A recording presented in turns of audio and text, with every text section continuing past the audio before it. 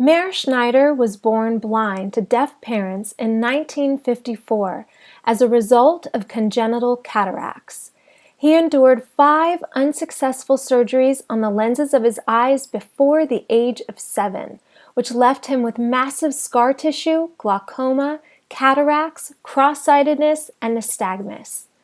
His doctors pronounced his condition hopeless, and he was certified permanently legally blind. He performed his reading and schoolwork in Braille. However, Meir never gave up hope of having the ability to see. A few months shy of his 17th birthday, Meir met a teenage boy named Isaac, a high school dropout who gave him hope that his dream of seeing could be realized. Isaac taught him the Bates method of eye exercises. Meir practiced these exercises with a conviction and diligence that no one had likely ever applied before, up to 13 hours a day, undeterred by the opposition and skepticism of family and physicians. Using the Bates method as his foundation, he developed many more eye exercises never heard of and created his own regimen of self-massage and movement, and eventually the 7 principles of natural vision improvement that he writes about in his book, Vision for Life. Within 6 months of starting the exercises, he could recognize visual objects for the first time in his life. Within 18 months, he could read print without glasses, holding the paper a few inches from his nose. Today, Meir holds a current, unrestricted California driver's license, and his vision continues to improve. From 22,000, able to see from 1 foot what a normally sighted person sees from 100 feet, to 20/60, 70% of normal vision. An internationally respected therapist and educator, Meir is the founder and director of the School for Self-Healing in San Francisco, the author of the Natural Vision Improvement Kit, Movement for Self-Healing, Yoga for Your Eyes, Meir Schneider's Miracle Eyesight Method, Self-Healing, My Life and Vision, and the principal author of the Handbook of Self-Healing. He was awarded a PhD in the healing arts for his work with muscular dystrophy. In 2007, Meir was honored by Israel, named as one of the top 10 most inspirational Israelis worldwide. In the fall of 2010, Meir was honored by then San Francisco Mayor, Lieutenant Governor Gavin Newsom, with a certificate of honor for his tireless efforts and a lifetime dedicated to improving the quality of life for individuals with both visual and physical limitations. Meir is a pioneer in the self-healing movement, and he continues to develop his unique therapeutic healthcare system, providing solutions for a variety of physical and visual disorders, often considered beyond medical help. It is my absolute honor and pleasure to be talking to him today. Hi, Meir. Thank you so much for sharing with my audience today. I'm so excited to be talking to you. Alicia, it was so nice to meet you both in my class and individually, and to know how devoted you are to the health field and to new discoveries in the health field. It's never easy to bring something new to the world.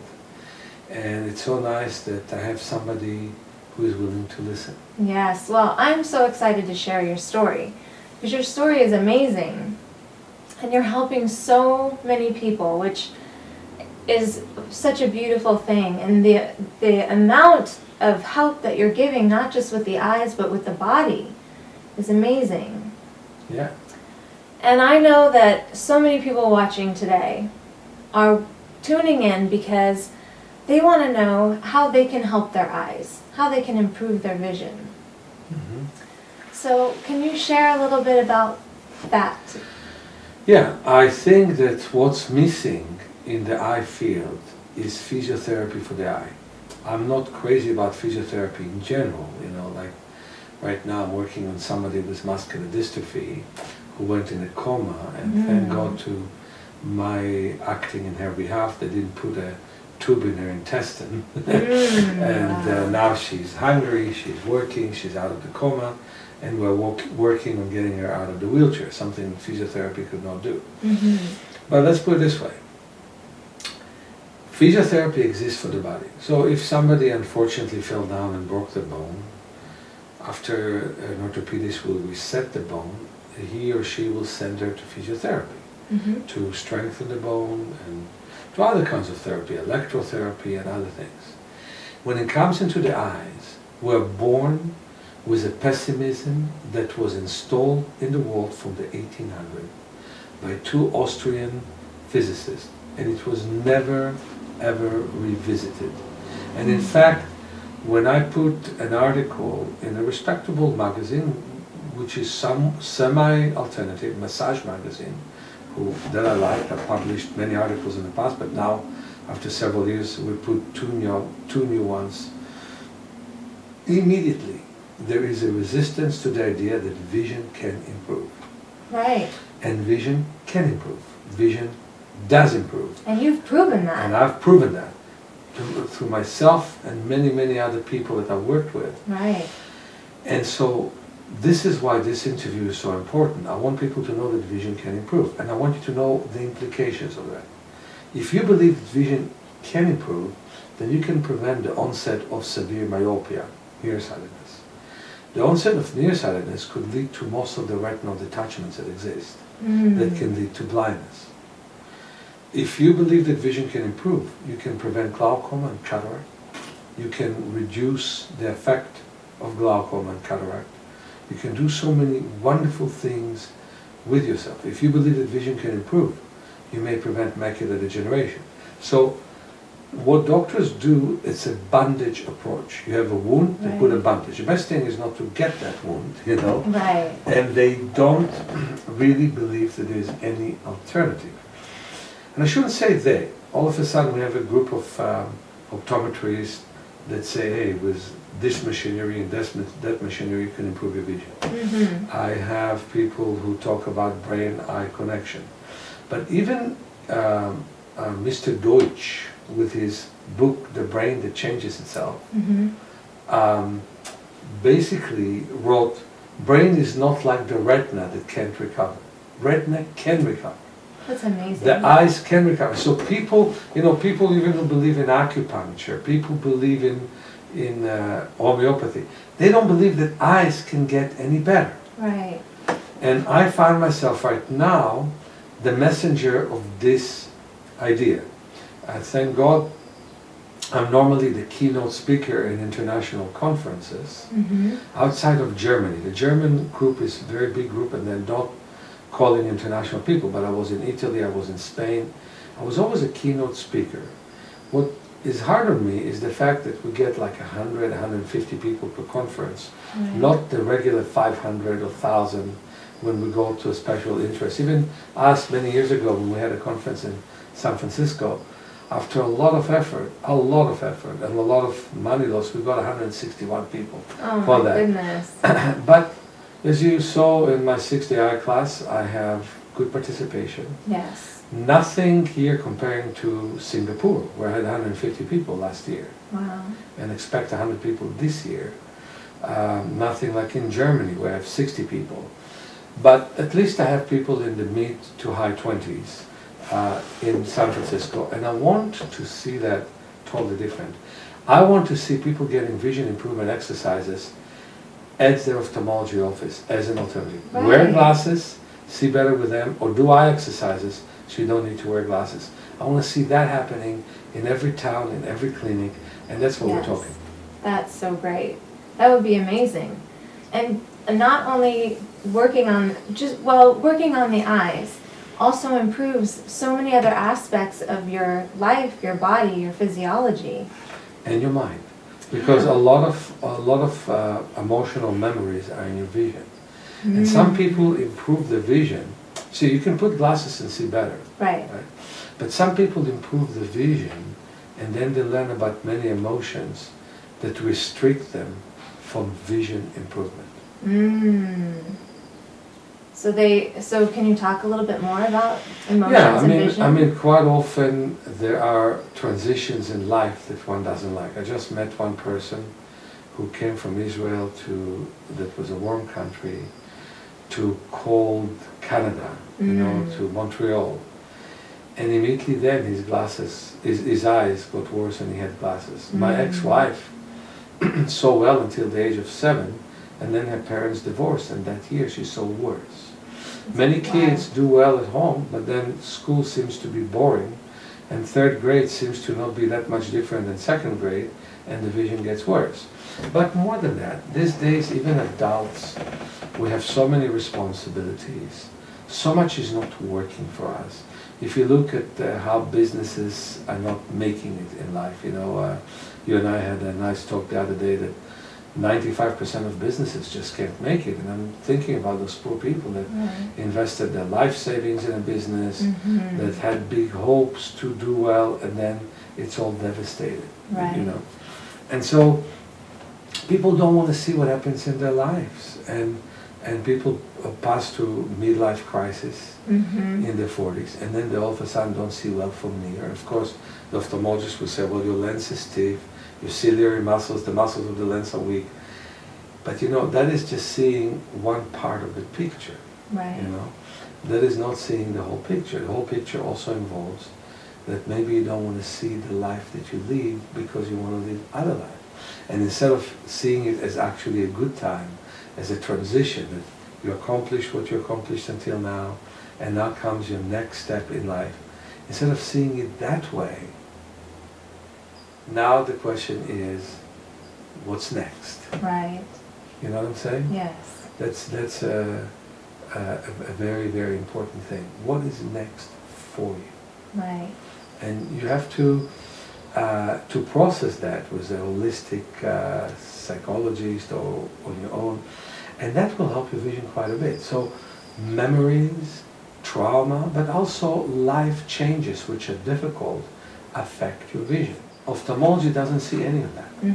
And so the big thing is that eye exercises involve physical work and mental work, not emotional work, but the emotional work may be necessary, may come up as a part of what happens, but the mental work includes memory and imagery and devotion to neutrality, because you cannot improve wanting very much to improve. You can only improve if you work in a neutral state with the wish to improve, of course, but enjoy the exercises. We have such wonderful exercises. Yes. Like palming, which is a relaxation of the eyes consciously, where you put your hands real gently around the eye orbits. Yes.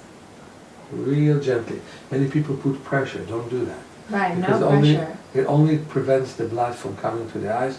And if you have a very long eye, it could lead actually to retinal detachment. It's not a good idea. Yeah. So that's why we have palming sticks, where you put the elbows, or you sit on a table with high pillows and do it. We do sunning, which is such a wonderful exercise. Mine too, where you close your eyes and you move your head all the way from side to side.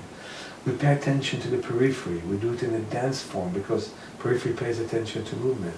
We look at details, and it's beautiful to look at flowers. Yes. It's nice to look at your face. It's so pretty. Thank you. And but it's also nice to look at the wall. And Right. it's also nice to look at the clock, and the whole wall becomes a museum where we start to activate the smallest part of the retina, which is the macula, which is only 1.5% of the total photoreceptor fields. And so I think I see your face, but actually I don't. I look at many, many different points, and the face gets together with macrosaccadic movements, where there's a very tiny movement. Those exercises could be so useful, but also so pleasurable to do. Right. And it changes life. It prevents, if you don't look at details, and by the way, when you're an infant, you're curious. You want to look at details. Right. But when you grow up, you read a lot, and you don't really care exactly how the letter is written unless it's choreography. Right. And you're staring at the computer screen. Most people are staring at the computer all day. Right. Right, and computers are very hard to look at because the pixels are clear in the middle and fuzzy in the margins, while letters are clear in the margins, right? So the emphasis, the difference in black and white or contrast doesn't exist so much in computers.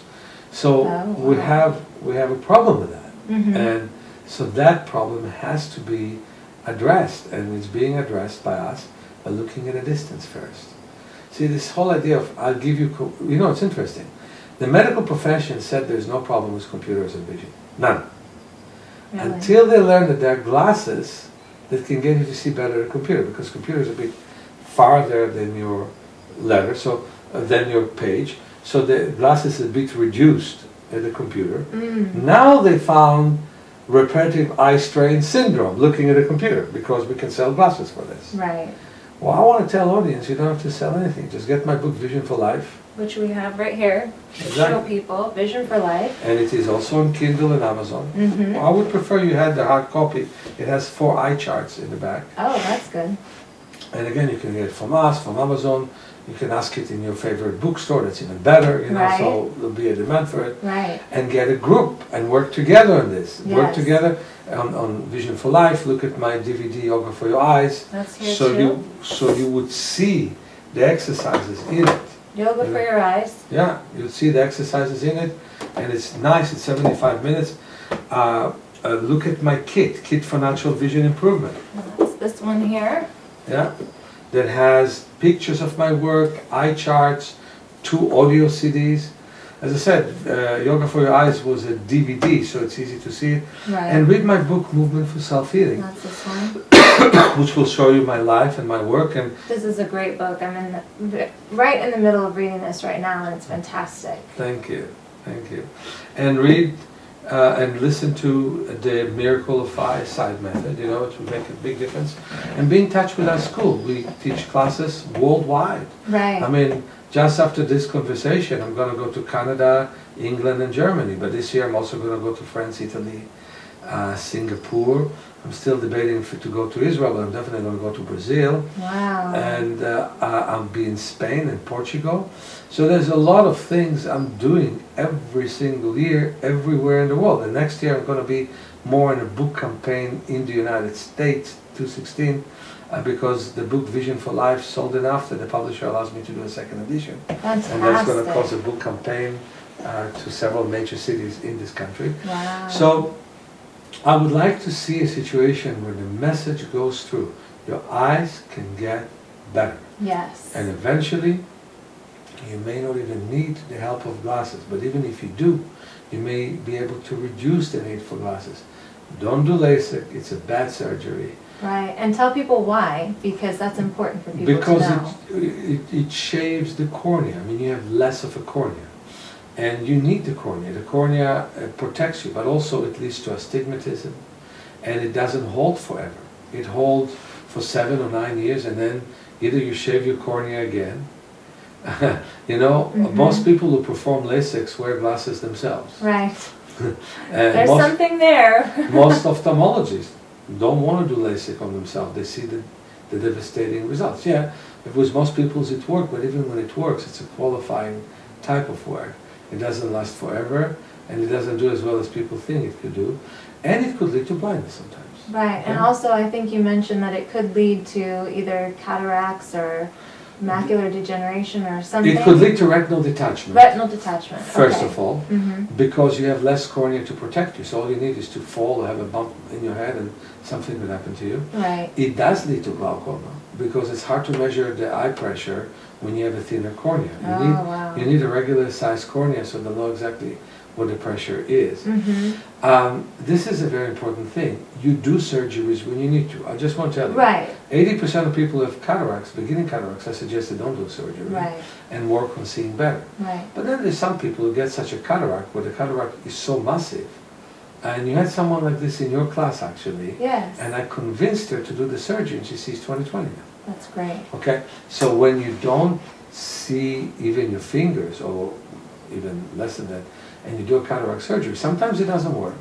But then there are times when it works and you see way better. So I'm not against all surgeries. I'm for retinal fusion, sometimes when there's a retinal detachment. Mhm. Let's talk about something else. Yes. Glasses are bad for you too, Right. because the glasses restricts your periphery, and you look through a focal point, Mhm.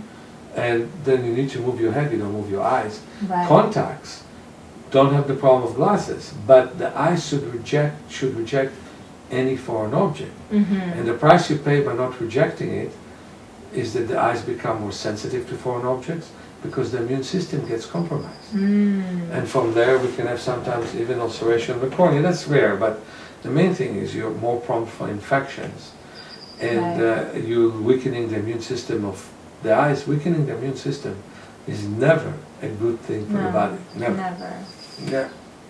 So what I suggest is do eye exercises. Pay attention to what happens to you. Get your eyes stronger, and it will be a vehicle to improve your whole body. The opposite is true too. Work on your body. Loosen up your neck. That's going to help your eyes. Remember yesterday I got you bounce on a trampoline. Yes, that's and then so your fun. vision was clear for a moment. Yes. Yeah? And that has to do with your blood flow. And so the more I get my blood flow going Mm-hmm. on a consistent basis, then that temporary vision improvement will last longer, correct? Absolutely, absolutely, absolutely. If your shoulders will be always loose, and if Mhm. your hip joints will be always loose, it will help your eyes, but also will help your heart. Right. It will help your lungs. It will help many parts. See, people think that good exercise will beat up on ourselves. No. Good exercise actually is when we move at great ease. Get the circulation going. Exactly. Loosen up the Exactly. muscles. Yeah. Exactly. That's what good exercise are about. Yes. And let's Now, talk. Oh, go I ahead. do bathe in the ocean. I do run Yes. once a year to show myself I'm not so old, although I must say I'm old. I'm getting slower. Yeah? I'm getting slower. But I still run once a year, 20 miles, Wow. which is, I thought once it was 17, but it's 20 miles from the Cliff House to Muscle Rock, which is basically from the almost northern part of San Francisco to the southern part of Daly City and the border of Pacifica. Wow. That's a real run, That's right? a good Took run. me once 3.5 hours, now it takes me 5 hours. You know, when I was 40 I could do it quicker, when I was Right. 60 I'm doing it slower. Right. But I'm doing it You're doing it. That's Exactly. important. once a year. Yes. And I want to ask about sunglasses, because so many people wear sunglasses, and you... It devastates me. Even kids wear it indoors. Right. Look, driving to a setting sun, I understand you wear sunglasses, the visor may not be enough. Driving Right. to a rising sun, even more so. Right. But the road should not really be glary to you. If it is, it means your pupils are weak. And it means your retina is weak. So adjustment to the sun is very important. Reading in the sun could be very good if Yeah. you sit in the shade. Right. So adjustment to the sun is very important, and avoidance of the sun leads to tremendous weakness. Because the eyes need that light. Exactly. When you're relaxed in the daytime, your pupils are constricted. At night, the pupils are wide. Right. So if you wear sunglasses, you actually are never fully relaxed. It may feel at that moment that you are dealing well with the light because it doesn't bother you as much. Mhm. But by the way, there are few ways to deal with the light without sunglasses. One is to wave the hands to the side. And most people really feel helps. immediately some release because the light spreads more in the retina. Mm. The other one is to obstruct or patch one eye. You see that with one eye you're not as sensitive to the sun as with both. Okay. Oh, wow, okay. And the third, of course, which is the most important thing, is to adjust to the sun, which is to sunning as you move your head all the way from side to side. So you're asking a very important thing. You know, the medical profession spent 40 years fighting the sun. Right. They said it's bad for us. Right. Now they're learning that vitamin D is the best preventative for cancer. Yes. By the way, it's the best preventative for heart disease. It's the best preventative for many things. Yes. And I tell you something I believe that I cannot prove, I don't have the luck to prove it with. Mm-hmm. Absorbing vitamin D through the sun is more powerful than absorbing vitamin D through digestion. Yes. It's a different process. Yes. It's a process of change, which is like photosynthesis of the plants. Yes. And vitamin D and water make such a big difference to our mood. It leads to secretions also of serotonin. And it definitely helps formation of bones. It helps the liver. It helps many, many parts of the body. So my suggestion is be in the cold sun. Okay, some of you are in hot weather. For example, you, Alicia, are from Southern California, where it's normally hot in the summer. Right. Well, what I suggest is go to the sun in early and late hours, but in the middle of the day, you can take a cold shower. I remember in Tel Aviv, when I was teaching a class, it's pretty hot there. Yes. And unlike LA, it's also muggy, right? I bathed in the sea. I remember, I'll never forget, I woke up at 6, bathed in the sea from 6:15 to 7:15, 7:30, go home, shower with a cold shower, also hot to get rid of all the dirt that comes from the sea, but I swim a lot, you know. And ate breakfast, walked for 45 minutes. I normally took a t-shirt to then put a proper shirt before I'm teaching my class in the hotel where I was teaching. And the native people there, the Israelis who live in Israel, ended up progressively feeling worse in the heat. Even in an air-conditioned room, it kind of felt like the heat was hard on them. And it wasn't the hottest place in Israel. I was teaching in Jaffa. I would walk from Tel Aviv to Jaffa, which was a 45 minutes walk from my father's home.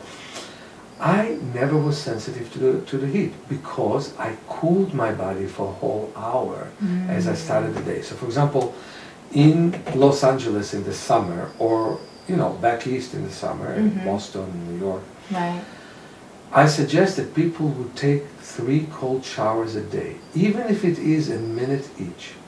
And when you do sunning, it's good to wash the face in cold water before, cold water after. Of course, you do less of it in the middle of the heat. Because see, sun which is hot and muggy actually is not good for you as much as sun which is cold. So bathing in a cold ocean and then being in the sun is wonderful.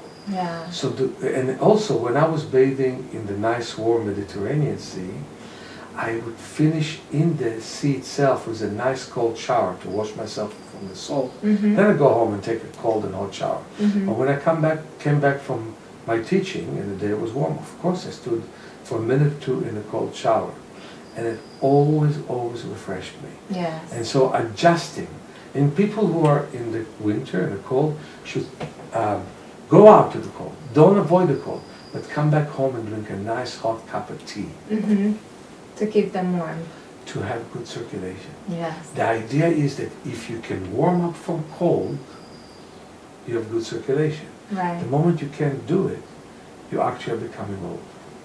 And so and aside from drinking a hot cup of tea or a hot cup of water, how can we also improve our circulation? Loosen your shoulders and loosen your hip joints. Shoulders and hips. And if you loosen them up, then you're going to find that more blood flows to the head, especially if you loosen also the neck. More blood flows to the hands and the feet, and then you will warm up quickly. It affects every part of you, including this incredible enzyme that is called telomere. It affects everything. It affects your chromosome system, your genetic makeup. It affects everything that exists in your body. So the idea is, you see, many people are athletes and they overwork their body. My son works in FedEx Ground right now, and he has a good supervisor that says stretch before you work. And I say to him, stretch even when you don't work. And I stretch him quite a bit. You know, I sometimes rock him. He's a big guy, but I rock him. He loves it. He feels his neck is loosening up when I stretch him and rock him, and he's very grateful. So stretching becomes such an important thing for people to do at all times.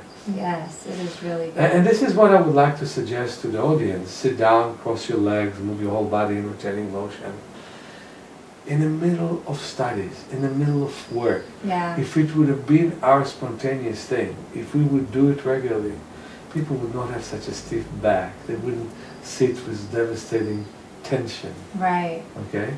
It's so true. And so many people don't pay attention to their body or the tension in their body. And because of you and your teachings, I'm learning to really pay attention to where I'm feeling stressed and tensed and really working on loosening up, and it's helping a lot. Absolutely. You have to make a decision. Is it also important that I breathe deeply while I'm dealing with the document? Yes. Is it important that I breathe deeply while I'm dealing with a difficult news? Mm-hmm. Because if it is, things will get better. Right. If it isn't, you become smaller and the problem becomes bigger. Right.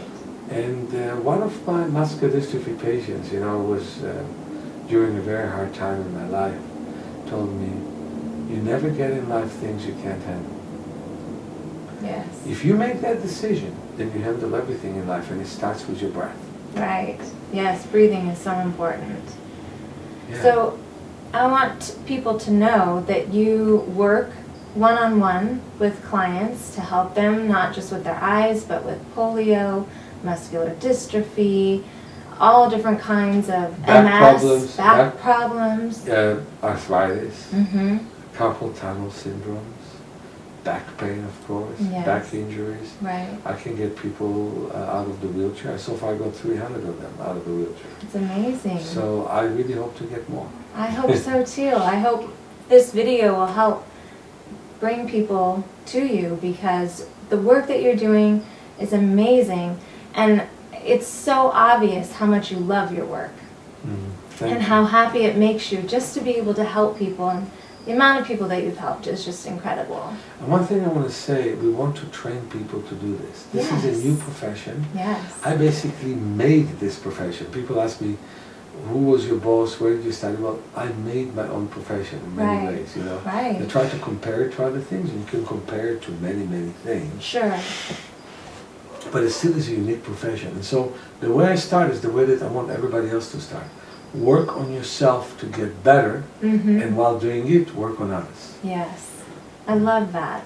And so you're teaching classes here at the School for Self-Healing? By the beach. By the beach, And at which the is beach. wonderful, yes. And you're, like you said, you're traveling around the world teaching your classes. To others, yeah, definitely. Yes. I teach training as well as vision improvement classes.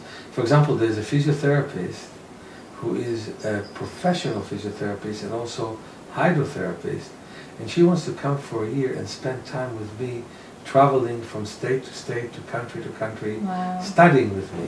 And we're talking about a physiotherapist that it takes about 6 months to see, because she feels that she can get so much for being with me and Yes. studying with me. So that's a very important thing. That's great. And people can get certified, correct? Absolutely. They can. The most important certification Mm-hmm. is that those who are interested in my work will seek them, because I cannot be everywhere in the world. Right. I cannot even be everywhere in my city. Right.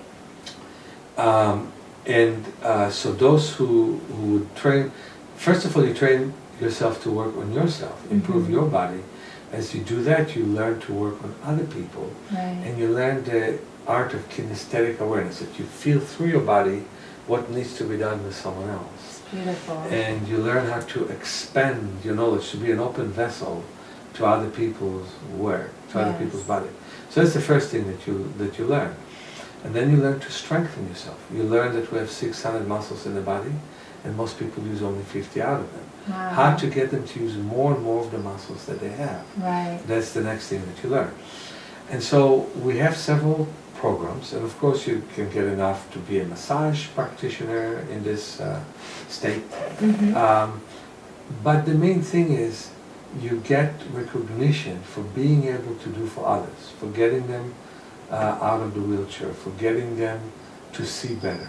That's the recognition that you can get studying with me. And it's such rewarding work. Well, if you're looking for a new profession and you're into helping people, helping others get well, this is the place to be. Self-healing practitioner, educator. Yes, it's Yes. so beautiful.